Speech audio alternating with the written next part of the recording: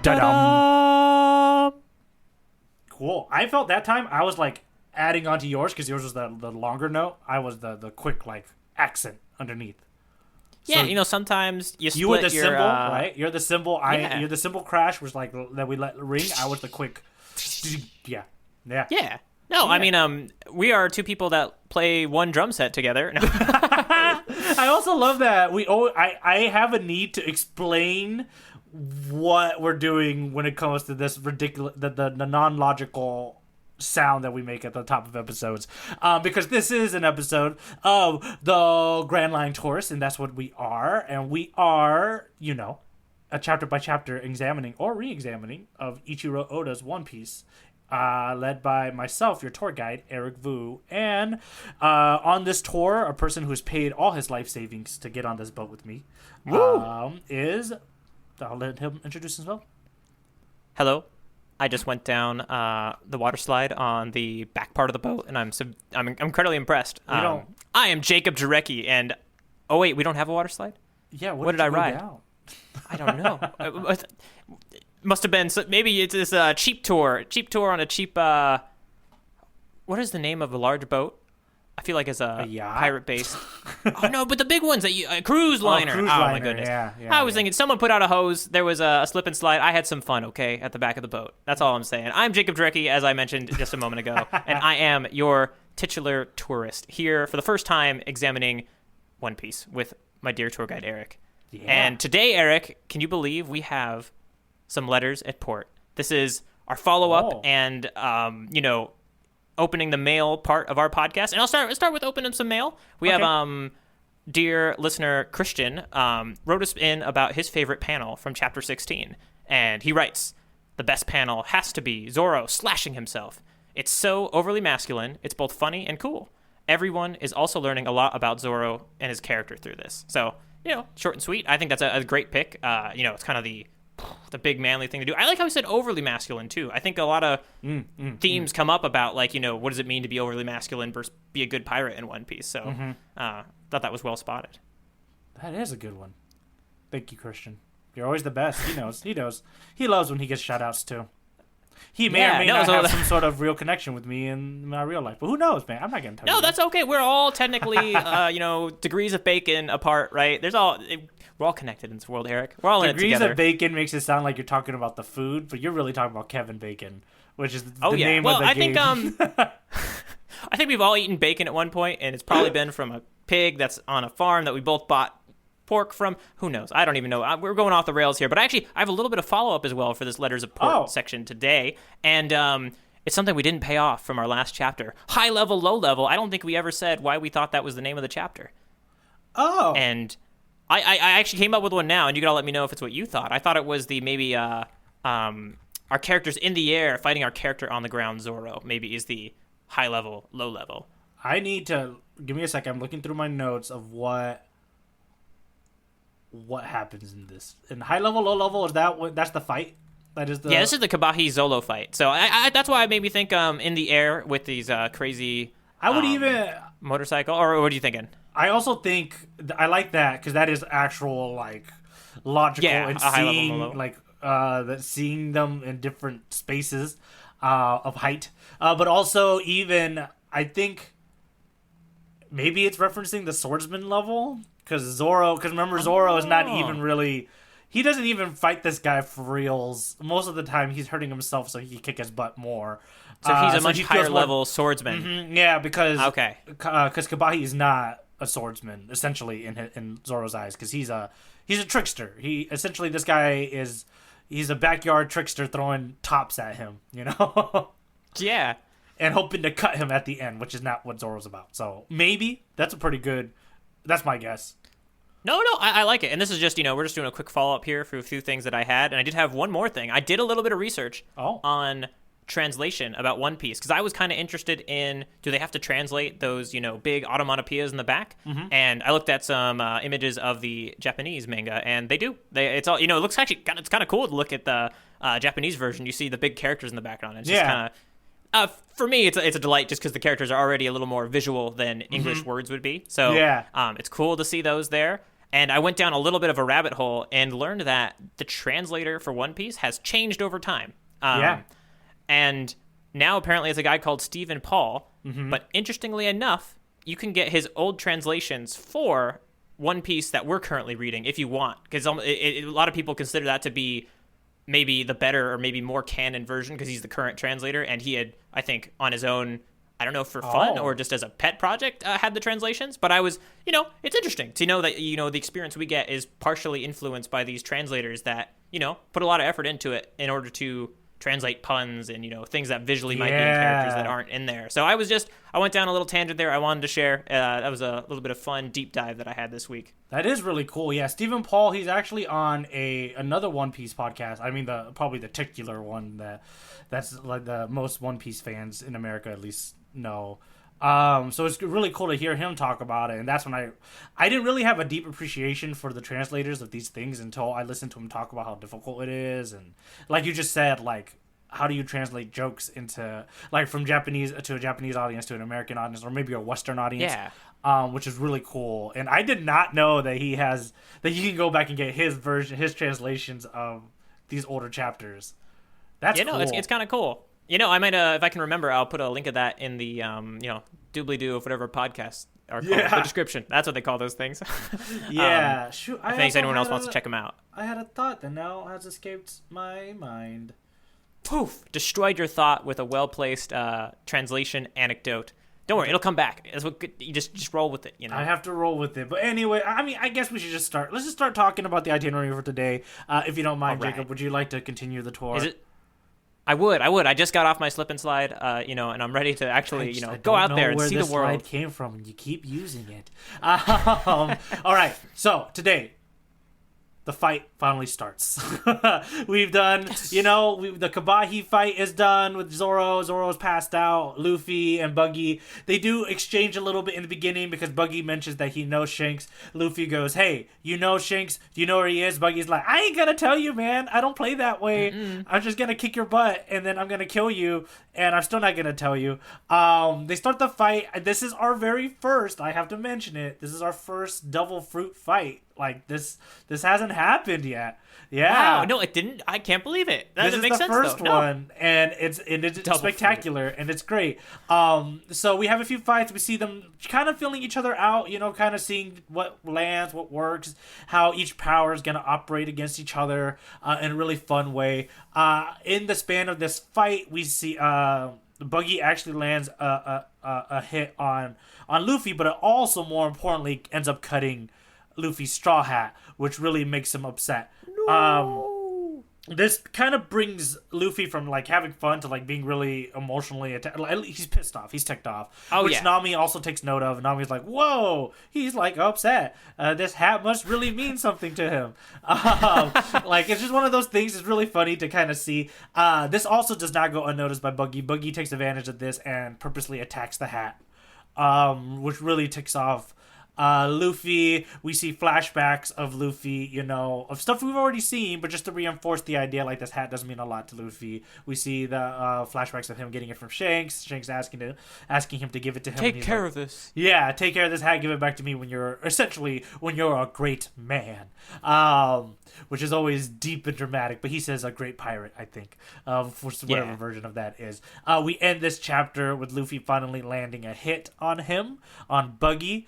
Even though Buggy thinks that he has the upper hand because he's gotten his opponent emotional, which I'm sure Buggy has taken advantage of plenty of times in his past, which is just taunting people and they're emotional and can't think straight anymore, which is not our boy Luffy. And that is that chapter, essentially. Did I miss anything from your end? One thing I would add is just not only does he, land a blow on the hat with 3 daggers, right? Yeah. Yeah. To the hat. Yeah. He also then spits on the hat. He does spit on it, yes. I mean, that's just taking it to the next level, right? He does spit on it. He is a jerk. And it's also just a little foreshadow of what he thinks of Shanks, because obviously he does not like Shanks. Yeah, not good. I mean, because he didn't initially know that it was Shanks' hat. I mean, it's actually a lot of there's a lot going on in these fights that the characters are learning stuff about their enemies that you don't kind of realize they don't know until it actually happens, right? Exactly. He realizes it's Shanks' hat, and he says, oh, not only do I want to hurt this hat because, I know it's important to Luffy, but like I'm gonna hurt it because it belongs I to don't that like Shanks. Yeah, I don't like that guy. Sure. Also, like, small world, I guess, this One Piece world, huh? Like, he runs into, out of all of the pirates in all of East Blue and all of the world, he runs into another one who happens to know Shanks. Like, it's some would say destined. Is destiny. Yeah. No, it's actually a funny thought that had never occurred to me until just now was I have no sense of the scale of the world of One Piece. Yeah. I think my mind automatically assumes it's our Earth world scale, but I really, it's a pretty fantastical, interesting world. It could be a lot bigger or a lot smaller. I'm not sure. Even if it is the size of Earth, that's like me running into another person outside of us that know you. Like, the chances are very... Yeah, no, chances are small. But it could also be like, what if it was, only the size of, like, the local mall, Like, right. One Piece world is super tiny. I'm being a little facetious there, but it's just... It's a little... It's, bigger. Now we're getting into really nerdy anime, really nerdy. That's right. No. Stuff. I'm just that's a little. I'm gonna keep my eye out for if there's any very descriptive sections about the scale of the world. I think there will be. Yeah. I think there's definitely a rabbit there'll be some stuff. You can fall into. And every time we see a new town and like we learn about like okay, there's the the expanse of like there's the world Navy, gets a little bigger every time it keeps going. Yeah. All right. The big thing I want to chat about. I said it in the itinerary here, which is this is the first fight between two Devil Fruit users, and I kind of want to dive into, like, another big trope in shonen fight mangas, which is the fighting. Yeah. Right? Which is, like, the deep fighting and the strategy that kind of goes into these fights.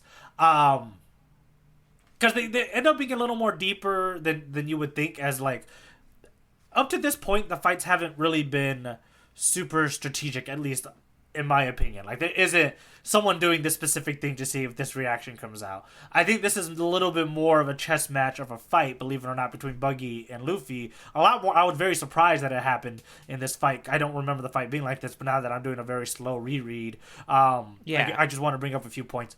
The first one, like, for an example, the very first attack Buggy does, the buzzsaw, which is his shoe, that he pops out a thing and he throws it.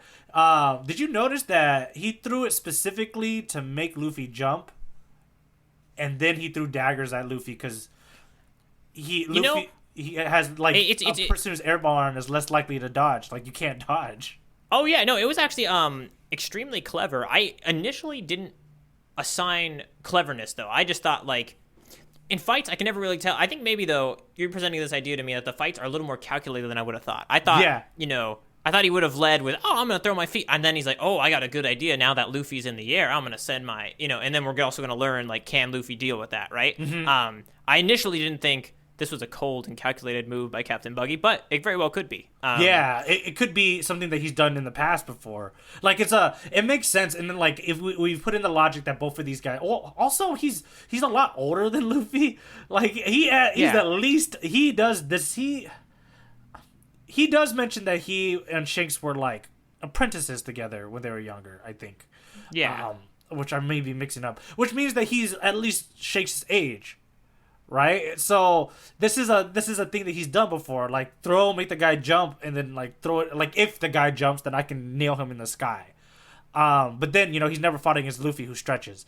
A really cool thing though, and at least for me, and I'm hoping that you think it's cool too, is that he does this again. He does this move again. Luffy? Buggy does. He does it again, and that's how he nails the hat. Oh, okay. I definitely read through it, but let's see. So when he does the same exact sort of idea where he Buzzsaw after comes he in. He does the thing where he forces Luffy to jump. Right, his move is, I'm gonna throw something at you to dodge, and I'm gonna kind of, because if you I'm throwing something to make you dodge because I'm gonna try and hit you on your dodge.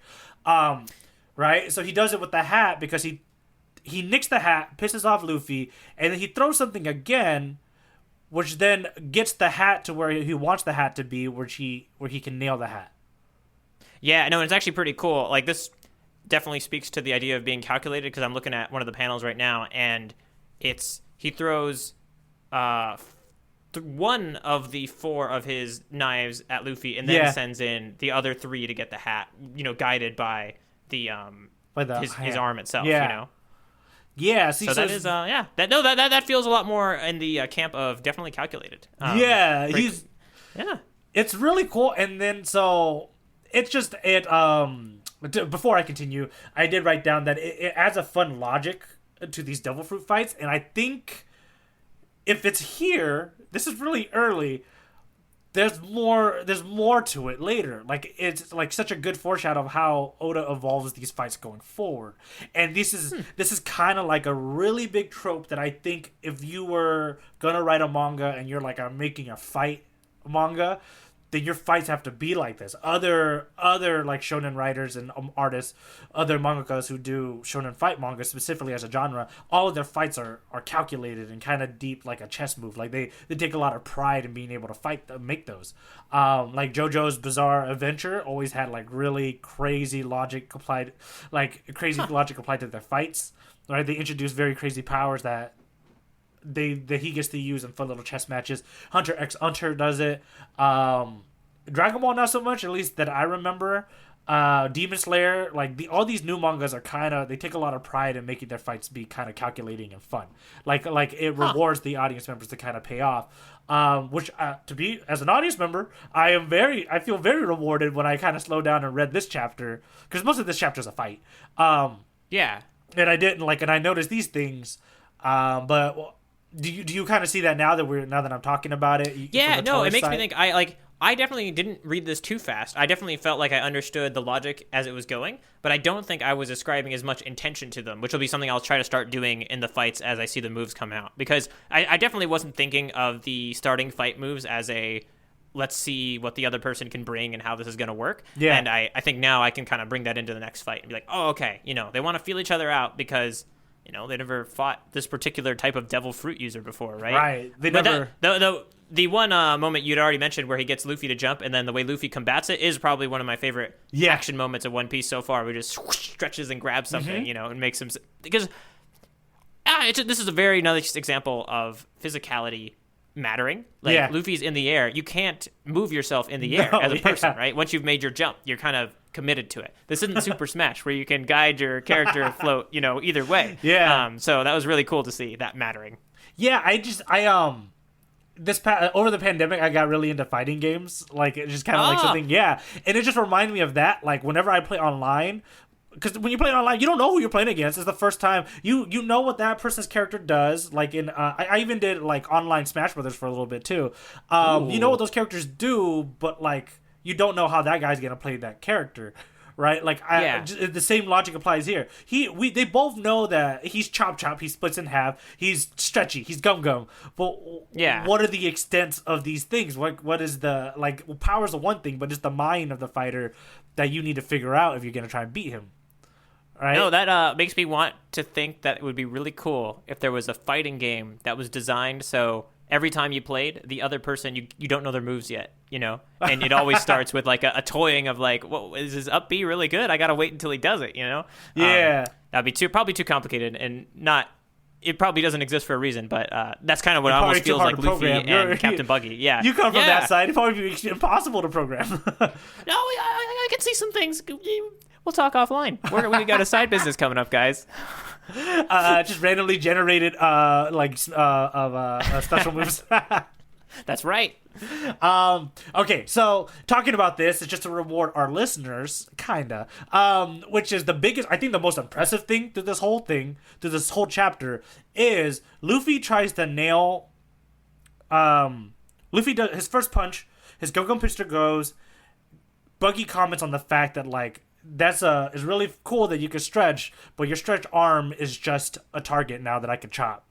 But that's not what Luffy was doing. Luffy was setting up for the sickle, right? And he does his Gum Gum sickle, which in most case scenarios throws Buggy off balance. Now, Buggy was not ready for a sickle move. He wasn't ready for a clothesline, essentially. But we're introduced to a Buggy move, which is Chop Chop. What does he call it? Chop Chop Quick Dodge, which is him just popping off his head. Okay, so Luffy misses. All right.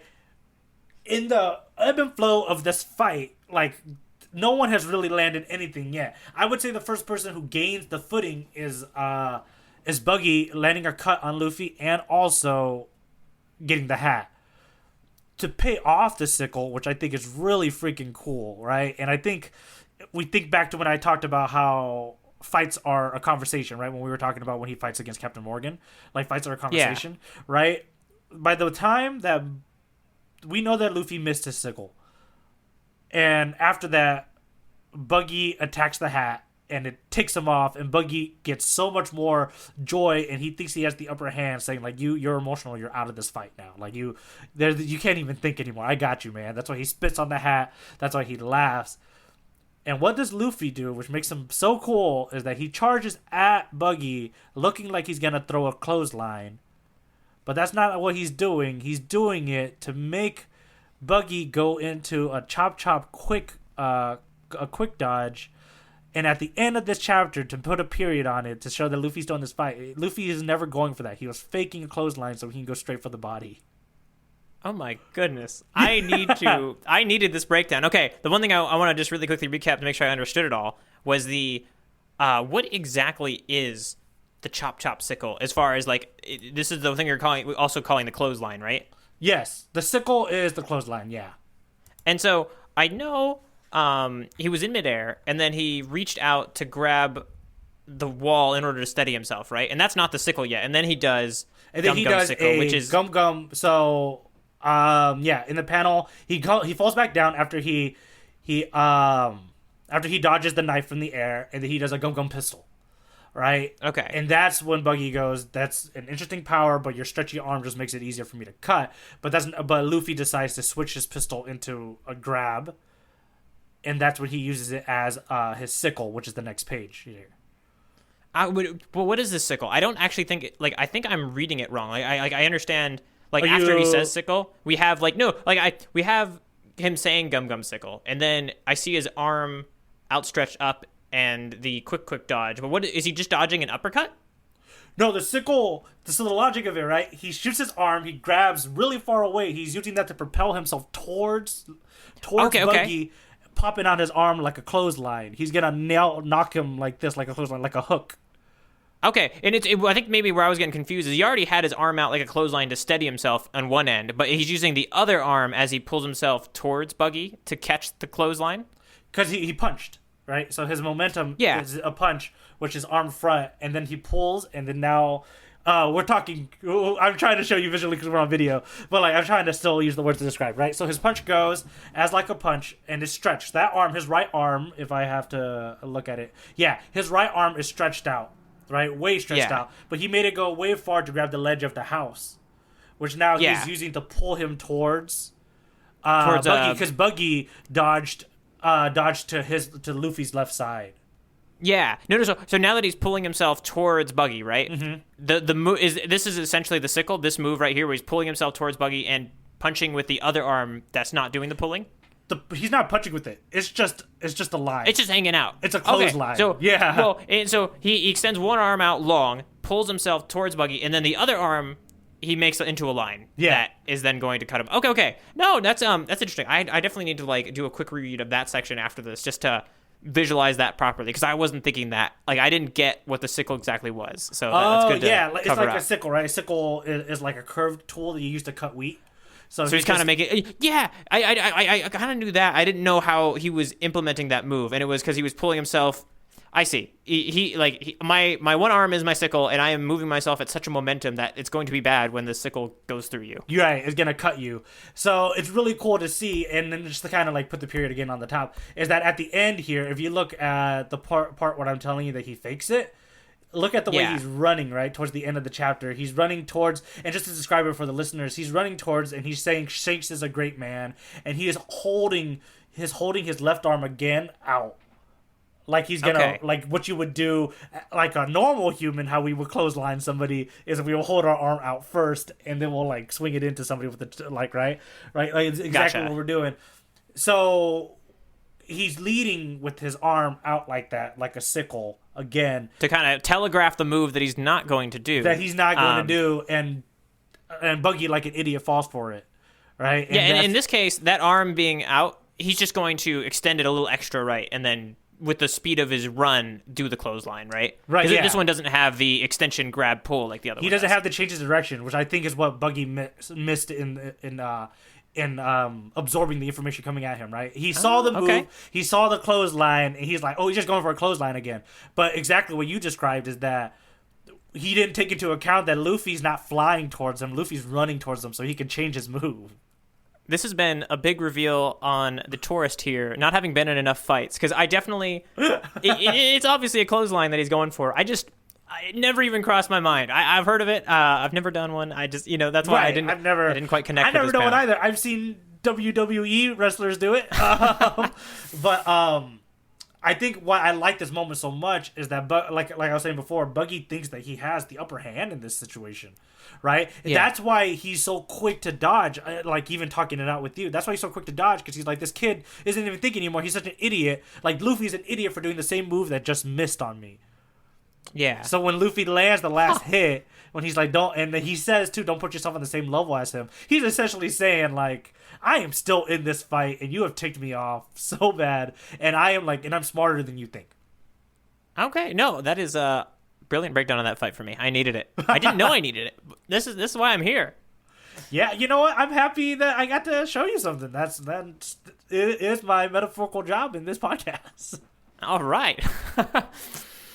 But yeah, I hope that kind of opened your eyes a bit, and maybe some of the listeners a bit about like the really coolness, like how awesome this fight is. The first time I saw this, I was kind of like you. I just kind of took it at surface, like face value, like, oh, it's just a fun string of ideas and stuff. It wasn't really until I got into like the fighting games over the pandemic where I'm like, oh, I need to be doing certain things to get my opponent to do certain things, right? Gotcha. Or really analyzing like fighting sports or fight sports of like, oh, this is what boxers think when they're fighting, and this is why they're a sport. This is why people can make it a passion, fighting, right? Like, That's funny. I just imagine you like losing for a 6th time in a row in Street Fighter, and then finally realizing how to telegraph your move to trick somebody, immediately putting down the console and rushing to your One Piece volume to be like, I think I understand that fight now.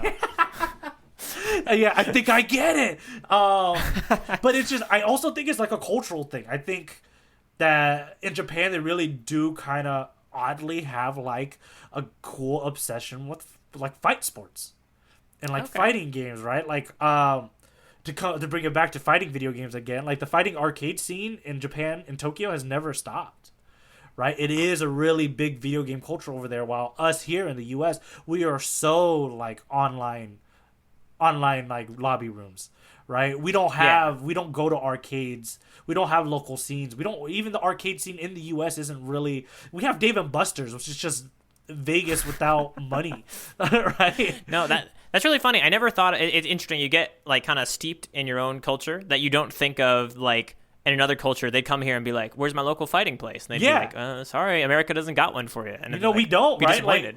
Like if they want to come, it's like, where's my local arcade to like play Street Fighter with like the best people in town? Like, I hope we have a place here. I don't know where that is. Gotcha. Yeah. Very interesting. So. Yeah, that's a big thing I want to chat about with this chapter and that fight, and we'll see how the rest of this plays out. Yeah. No, and if I think we've hit a lot of time with our letters at port and that section. Are you ready to move on to some jokes? I am, which I don't really have that many, but I'm gonna let you start. So maybe you have some. Oh yeah, no, I always got jokes because OP always got jokes. Yeah, and it does. in particular,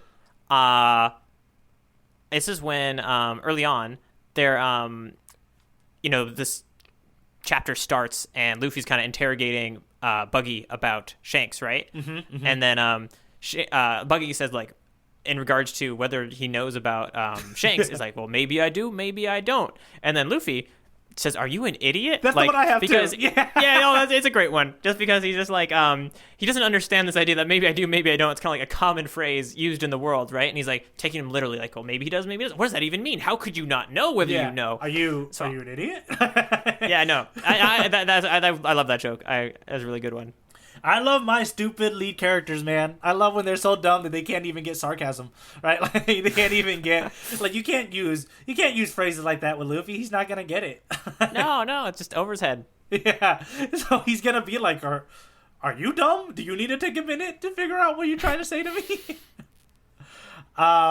Anything else? I have one more that I thought was kind of like a chuckle more than a joke. Okay, no, I think that's pretty much it for me. So if you want to return with that small jab, Yeah, this is just a small little joke thing, which is I think it's really funny that two of the Buggy pirates are like, "Don't wake up." Yeah. I did have a note on this. It's a pretty good one too. Just it's funny. These devil fruit users may as well be, your X-Men of this world, right? These people that have ridiculous powers, and they're just like, if we wake up and try to help Buggy out, or we're dead. There's no way we're coming out of this. Like, if we get clotheslined, it's not going to go as well for us. We don't have chop chop quick escape. What are we going to do? We don't. We can't detach our face. Yeah. Yes, I thought that was kind of funny. But now that we're done with the ha-has, can we throw our own chop chop punches and gum sickles at each other? We can indeed. I actually have my chop chop and gums already prepared. If you want to open up the first one for chapter 18 here. Yes, because now we're getting into. Oh yeah, we're getting you go for it. The panel battle. That was my distorted guitar. I have to explain. Very cool. One day, I hope we get to a point with the podcast where I don't need to explain my onomatopoeia noises anymore, and people just get it. Like, they get people just know. Okay, that's Eric pretending he plugged a microphone into a guitar amplifier, chunked up the distortion, and he's singing. And I got it. Yes, I will look at yours first. While do you want to explain a little bit about what this section is? Yeah, this is where Eric and we find our favorite panel, the panel that speaks to us most, the one that is going to go head to head with the other person's panel. And for fun, for fights, for glory, we're going to decide and talk about both of these panels. And, glory is better when shared, and we'd love to share some of the fights with you via the most classic of all technologies, the email. You got to email us in at grandlinetourist@gmail.com. I almost said something different. I was gonna make up another email. Email is the classic technology. I agree with you. There's even that really famous Tom Hanks movie, Email in a Bottle, that was like, just a heart or tearjerker in the early 2000s. Yeah, no, and then when Romeo and Juliet, I can't believe if only that email had gotten sent, Juliet wouldn't have poisoned herself. Oh my God, yeah, right. It would have been nice that Romeo would have sent just at least one email before she kills herself. Exactly. All right, I'm looking at yours, and which one is it that I'm looking for? Is it Buzz? Is it the Buzzsaw? It's the top one. It's the Buzzsaw. Okay, Buzzsaw is really freaking cool. Oh, this is really freaking cool. I didn't realize that it's his whole waist. This is both legs. Oh no! It visually gets taken away. You can't we're so used to seeing a spinning buzzsaw and kind of how that looks in manga or comics or whatever you're encountering it with. But here, if you take a moment and kind of unfocus your eyes, you can see that it's Captain Buggy has done lots of stretches and kind of go full splits and have his legs twirling around to make this